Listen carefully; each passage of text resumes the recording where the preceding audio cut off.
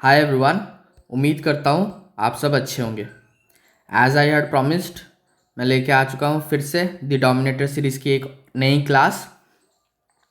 इस बार अपनी पॉलिटी की क्लास 4, जिसमें हमने पढ़ने वाले हैं अपनी रियल पॉलिटी। आज से स्टार्ट होने वाली है। क्यों? आज हम प्रीएम्बल से स्टार्ट करने वाले हैं। अभी तक हमने जो 3 क्लासेस की है उसमें हमने सिर्फ बेसिक कॉन्स्टिट्यूशन के ओवरऑल व्यू पढ़ा है, बट अभी चैप्टर वाइज प्रीएम्बल, उसके बाद citizenship, election commission, UPSC, SSC, सब सारे संस्था, उनके फंक्शंस, सब कुछ इसमें कवर करने वाले हैं। If you want this PDF you will have to pay ₹99। अगर आप अफोर्ड नहीं कर सकते कोई बात नहीं, video lectures are free to all, आप उससे नोट्स बना के पढ़ लीजिएगा। ठीक है। अच्छा, ये क्लास काफ़ी ज़्यादा शॉर्ट होने वाली है, बिल्कुल 10 से 15 मिनट की मैक्सिमम क्लास होगी। क्यों? प्रीएम्बल खुद में एक बहुत छोटा टॉपिक है, इसे हम लंबा नहीं करेंगे। ठीक है। यहाँ पर सबसे पहले मैंने यहाँ पर एक प्रीएम्बल की इमेज लगाई हुई है। ठीक है, ज़रा इसे पढ़ते हैं क्या लिखा है। द कॉन्स्टिट्यूशन ऑफ इंडिया का ये प्रीएम्बल है। ठीक है। We the people of India. सुनिए, ये क्लास मैं बार बार बोल रहा हूँ, ये फिलोसॉफिकल क्लास है, आप बिल्कुल डीपली इसको समझिए ताकि आपको कम से कम चीज़ें याद करनी पड़े। ठीक है। यहाँ पर देखिए, we the people of India, यानी we the people of India यानी हम। ठीक है, पहला समझ में आया। We the people of India having solemnly resolve, यानी खुद से ये खुद को प्रॉमिस किया है कि to constitute India into a sovereign socialist secular democratic republic. Total कितने वर्ड है? 1 2 3 4 5। ठीक है। सबसे पहले ये 5 वर्ड के बारे में जान लेते हैं, फिर ये आगे का पढ़ेंगे। ठीक है। सोवरिन, सोवरिन यानी क्या? यहां पर नीचे आते हैं की टर्म्स। सोवरिन यानी India has the complete political freedom and is a supreme authority in itself. Bharat अपने में सर्वस्व है, यानी हम खुद से अपना काम कर सकते हैं, सिखाने की कोई ज़रूरत नहीं। सोवरिन यानी मैं खुद इतना कैपेबल हूं कि मैं अपना फ्यूचर डिसाइड कर सकता हूं, सोवरिन। उसके बाद socialist, fair distribution of resources society. ठीक है, fair distribution of resources among the individuals of the society, यानी हर नागरिक एक समान है और जो भी भारत में रिसोर्सेस है, चाहे वो एक पत्ता हो या एक पहाड़ हो, इससे इस कदर बांटा जाएगा जैसे कि इसका लाभ हर वर्ग के लोगों को मिल सके। तो हम लोग का सोशलिस्टिक पैटर्न है। ठीक है। सोवरिन यानी खुद से, सोशलिस्ट यानी सबके लिए। Secular, neither against nor in support of any religion, ना किसी धर्म के विरोध में खड़े रहते हैं, ना किसी धर्म को सपोर्ट करते हैं। हम लोग एक न्यूट्रल स्टैंड फॉलो करते हैं।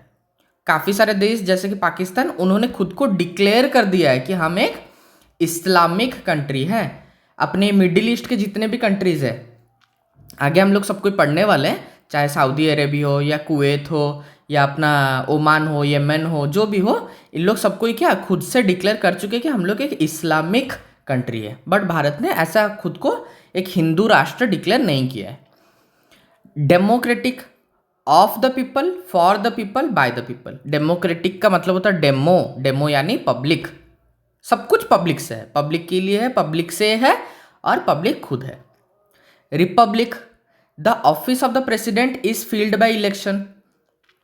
अपना जो राष्ट्रपति रहते हैं वो थोड़ी हेरिडिटरी है कि अभी मान लो रामनाथ कोविंद राष्ट्रपति हैं तो रामनाथ कोविंद जाने के बाद रामनाथ कोविंद का बेटा फिर से राष्ट्रपति बनेगा। अगर ऐसा होता है इसे हम लोग कहते हैं मोनार्की। मोनार्की यानी एक परिवार, जब उसका राजा का बेटा राजा बने फिर से उसका बेटा राजा बने, तो इसे कहते हैं मोनार्की। बट अपना ऐसा नहीं है, अपना इनडायरेक्ट इलेक्शन होता है प्रेसिडेंट के बारे में, वो आगे चैप्टर में हम लोग पढ़ेंगे। तो प्रेसिडेंट अपना कांस्टेंट नहीं है, ना ही उसका बेटा प्रेसिडेंट बनेगा, ऐसा कुछ रूल है। तो we are republic, not a monarchy. ठीक है। अच्छा, अभी ध्यान दीजिए, अभी हमने 5 टर्म्स कवर किए, सोवरिन, सोशलिस्ट, सेक्युलर, डेमोक्रेटिक और रिपब्लिक। आज के डेट में बोलने वाली बात नहीं है, बट भारत इनमें से कुछ भी नहीं है। क्यों? आप देखिए, सोवरिन, सोवरिन यानी क्या? खुद से, बट हम खुद से कोई डिसीजन नहीं ले पा रहे। यूएस जैसा कंट्री जो बोलता है हम लोग नाचते रहते हैं। ठीक है। Socialist, fair distribution of resources बिल्कुल भी नहीं है, गरीब और गरीब होता जा रहा है, अमीर और अमीर होता जा रहा है। सेक्युलर, हम लोग न्यूट्रल स्टैंस मेंटेन करते हैं रिलीजन के लिए, बिल्कुल झूठ बात। हम लोग सिर्फ हिंदुइज्म को ही बिलीव करते हैं और मुसलमानों को जो अपने सेंटर में गवर्नमेंट है बिल्कुल प्रताड़ित करने में लग रही है। और छोटे रिलीजन जैसे कि बुद्धिज्म और जैनिज्म, उनकी प्रमोशन की बात तो भूल ही जाइए। Democratic, of the people, for the people, by the people, बिल्कुल झूठ स्टेटमेंट है। यहाँ पर कुछ तानाशाही लोग सेंटर या स्टेट में बैठते हैं और उन्हीं के हिसाब से पूरा देश चलता है। Republic, the office of the president is filled by election, नाम को खाली इलेक्शन है। मेजॉरिटी अपना पार्लियामेंट में जिसका मेजॉरिटी सरकार रहेगा वो जो कैंडिडेट को खड़ा करेगा उसको मेजॉरिटी वोट मिलेगा और वही प्रेसिडेंट बनेगा। तो सच में रामनाथ कोविंद का बेटा को अगर कल कोई बीजेपी चाहे तो रामनाथ कोविंद का बेटा फिर से प्रेसिडेंट बन सकता है। तो भारत खाली नाम को अपना प्रीएम्बल का चिथड़ा उड़ा के ऑलरेडी रख चुका है। ठीक है, यहाँ पर देखते हैं। तो यहाँ तक अपनी कंप्लीट होगी। अब पढ़ते हैं and to secure to all its citizens, and to secure to all its citizens यानी अपने सभी नागरिकों को हम 4 चीजें देने वाले हैं। क्या? Justice, liberty, equality, fraternity. अब ये 4 टर्म के बारे में हम लोग पढ़ लेते हैं। यहाँ पर आइए नीचे। जस्टिस यानी मीनिंग क्या? Free and fair justice following the principle of equality before the law. यानी कल को अगर कोई विवाद हो जाए, अगर ये मान लीजिए एक केस है और ये दूसरा केस है जहां पर पर्सन ए था और पर्सन बी के बीच में एक डिस्प्यूट था, ये केस था। और एक केस है जहां पर सी और डी के बीच में डिस्प्यूट था। तो अगर सेम केस में ए को सजा मिलती है और मान लीजिए ए गरीब इंसान था, पुअर था, लेकिन सी बहुत रिच है, अगर ए को सेम कंडीशंस में सेम सजा मिल रही है तो सी को भी सेम कंडीशंस में सेम सजा मिलेगी। इक्वलिटी बिफोर लॉ, लॉ सबके लिए समान है। इंसान चेंज हो सकता है लॉ के सामने, बट लॉ तो कानून तो सेम ही रहेगा। उसके बाद liberty, freedom to do anything, जो चाहे करो बट विथ रीजनेबल रेस्ट्रिक्शंस। आप पे कुछ रेस्ट्रिक्शंस रहेंगे। अभी आप फ्रीडम ऑफ स्पीच दिया गया है, जो बोलना है बोलो। इसका मतलब ये तो नहीं कि आप अपने देश के खिलाफ ही आलतू फालतू चीज़ें बोलने लग जाओ कि आओ मेरे देश को मार दो, पाकिस्तानी से सबको इनवाइट करने लग जाओ। तो फ्रीडम ऑफ स्पीच है बट विथ रीजनेबल रेस्ट्रिक्शंस। ठीक है। Equality, everyone is equal in terms of status end of opportunity. औकात और आपको दिए गए प्रयास का अपॉर्चुनिटी के हिसाब से सबको ही हम लोग इक्वल है। उसके बाद आता है अपना लास्ट वाला 4th पॉइंट, फ्रेटर्निटी, जहां पर कि फ्रेटर्निटी का मतलब क्या है? Common brotherhood among the people of India. ठीक है, जैसे अभी पहले 5 पॉइंट के बारे में डिस्कस कर लेते हैं, इसका भी एक बार क्रिटिसिज्म देख लेते हैं। अब खुद बताइए, जस्टिस क्या अब सबके लिए समान रह गया है? Answer is no. Liberty, freedom to do anything but with reasonable restriction. Reasonable restrictions के नाम पे सरकार बड़े बड़े पत्रकारों से लेके बड़े बड़े सोशल एक्टिविस्ट को लेके NSA, नेशनल सिक्योरिटी एक्ट, जो टेररिस्ट पे लगाया जाता है, वो लगा के उनको अंदर डाल दे रही है। क्यों? कि भाई तुम फ्रीडम तो दिया था बट रीजनेबल रेस्ट्रिक्शंस के नाम पे ऐसा खतरनाक कानून अपने देश में लगाया जा रहा है। सबके बारे में आगे पढ़ेंगे। इक्वलिटी तो भूल ही जाइए, इक्वलिटी ना स्टेटस में यानी ना औकात में और ना आपके बच्चों के अपॉर्चुनिटी में, कहीं पर भी इक्वलिटी नहीं है। फ्रेटर्निटी, कहाँ एक टाइम हिंदू मुसलमान भाई भाई था, अब हिंदू मुसलमान जैन बुद्ध सब, इवन सिख लोग तो खुद हिंदू होते हैं बट सिख भी, इन लोग भी क्लेम करें कि अब हम हिंदू नहीं है। तो फ्रेटर्निटी तो एग्जिस्ट ही नहीं करता है।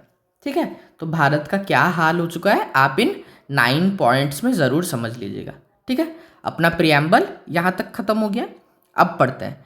इन our constituent assembly this 26th day of November, यानी 26 नवंबर, कौन से दिन? 1949 को हम खुद को do hereby adopt, enact and give to our self this constitution.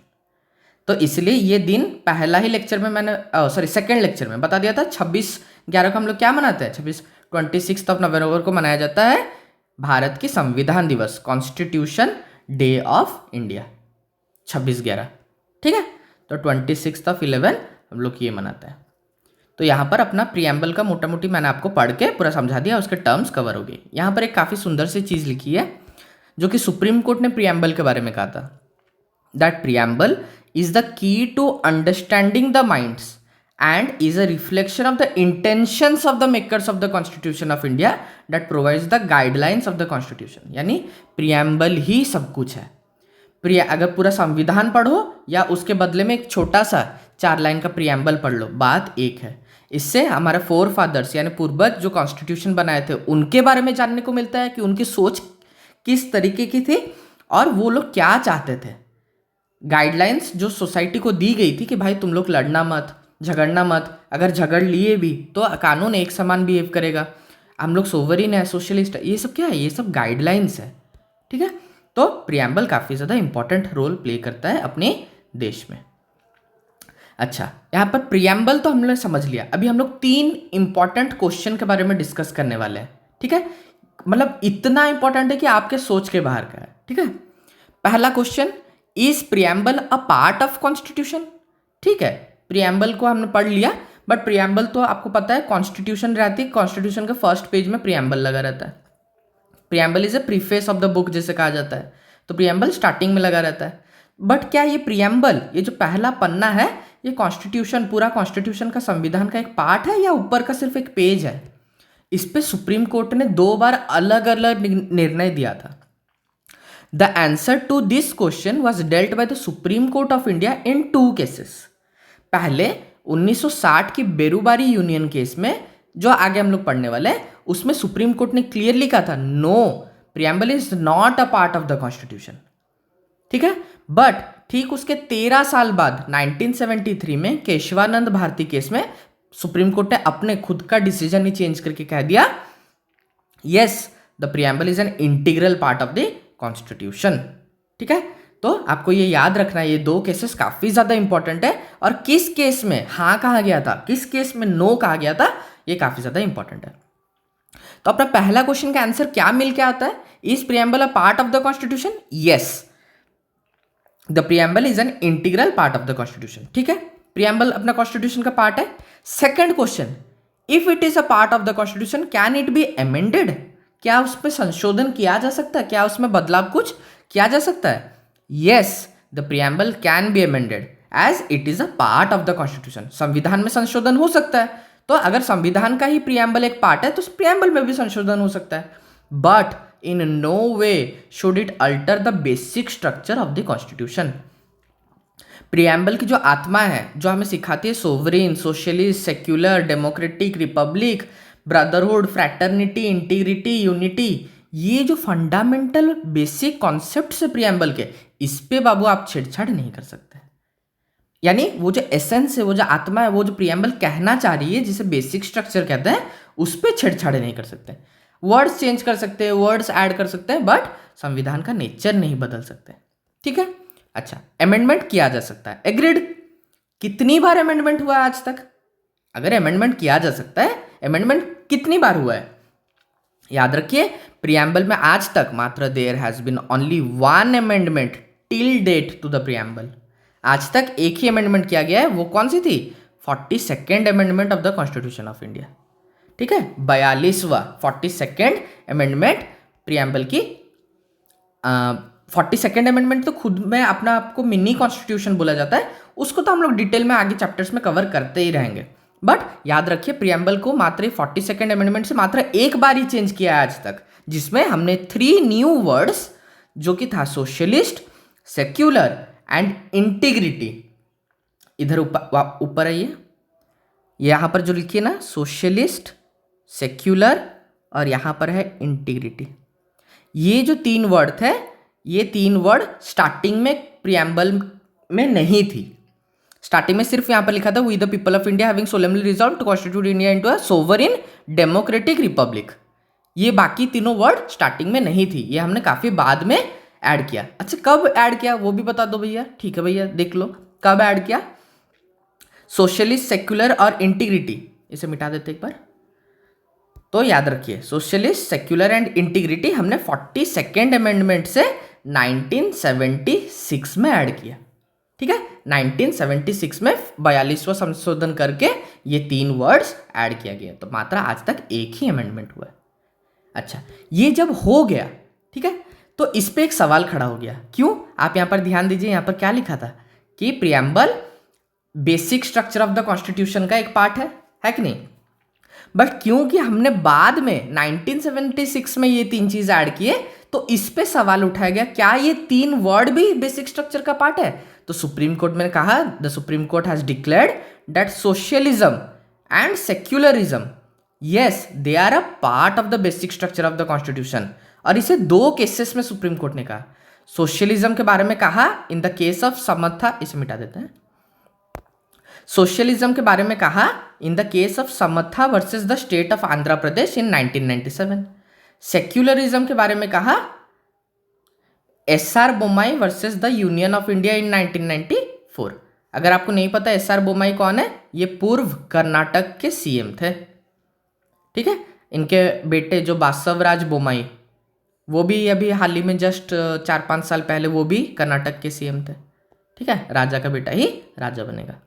तो इन दो केसेस में कौन कौन से, अपनी समर्था वाली केस में जिसमें सोशलिज्म को बेसिक स्ट्रक्चर बताया गया, और एसआर बोमाई वाले केस में जहां पर सेक्युलरिज्म को basic structure of the constitution बताया गया। इंटीग्रिटी के बारे में कुछ नहीं बताया गया। क्यों? इंटीग्रिटी तो यहाँ पर क्या सिर्फ एक छोटी सी वर्ड हमने यहाँ पर ऐड की थी, यहाँ पर unity and integrity. But socialism और सेक्युलर क्या बिल्कुल बोल्ड में बड़ा में लिख दिया, तो इसलिए इन दोनों के ऊपर में क्वेश्चन उठाया गया था। इसी के साथ ये क्लास यहीं पर एंड करते हैं। आई होप आपको क्लास अच्छा लगा होगा। प्रियम्बल है, काफ़ी छोटी सी क्लास थी। अगले क्लास में जल्द ही मिलते हैं। बाय।